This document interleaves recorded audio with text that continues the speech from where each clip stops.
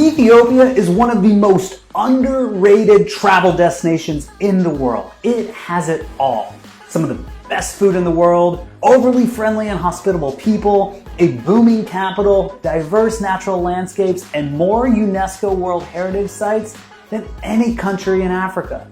They also have a proud and rich history as the cradle of mankind and as the only country in Africa not colonized by Europe.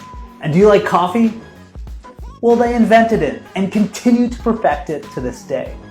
So now that I hopefully convinced you to go, here were the 3 lessons I learned from my time traveling in Ethiopia.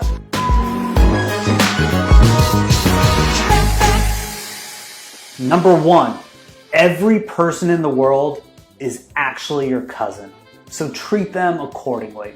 When you think of history, maybe you go back 2,000 years to the Roman Empire, or 2,500 years to ancient Greece, or 4,000 years to ancient Egypt, but not in Ethiopia.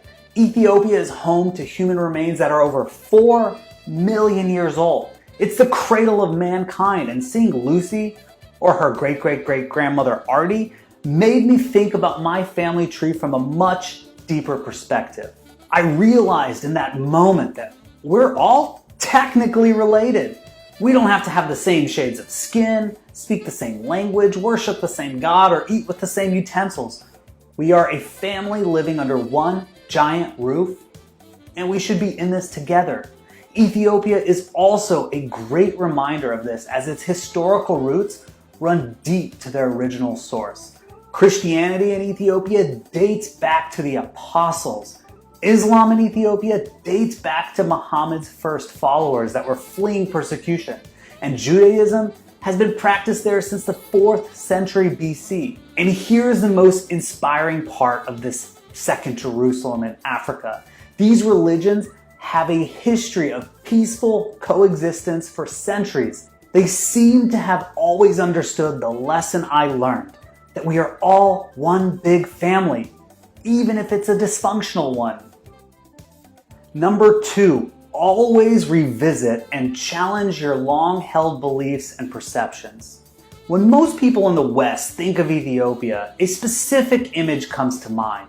The infomercials about how you can save a child's life for only $1 a day. The mental image of the starving kid with a distended belly sitting on the ground in a poor, dusty, rural village has distorted the reputation of Ethiopia for so many people.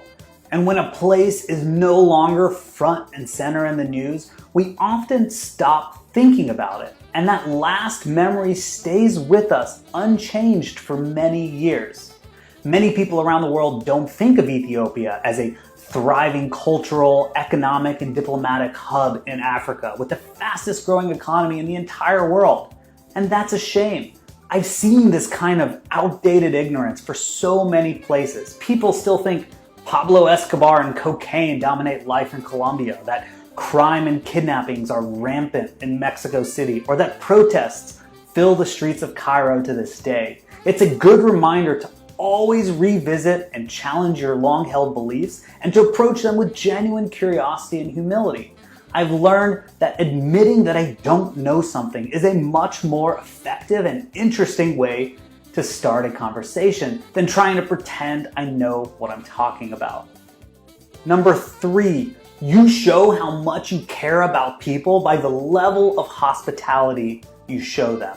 If hospitality is how we show how much we value people, then Ethiopians seem to care a lot more than the rest of us. For example, in Ethiopian culture, it is expected that you should offer your food to those around you. And look, many cultures have that, right? It's normal to have a host offer you food and force seconds onto your plate, but Ethiopia takes it to the next level.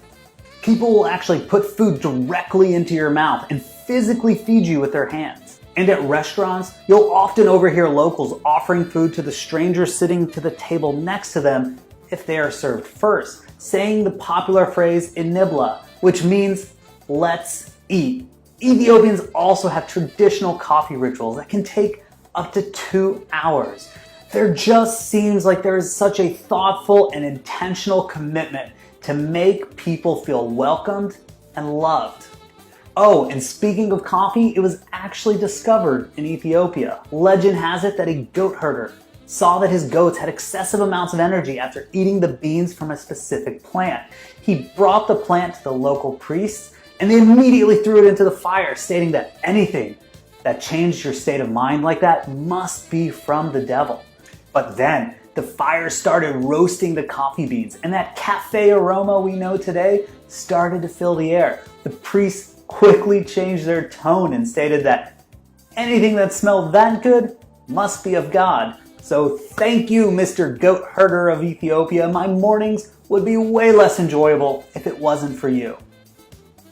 Those are my 3 lessons from my trip to Ethiopia. We're all family. Challenge your long-held views and let's all be a little more hospitable. As always, stay curious and see you next time.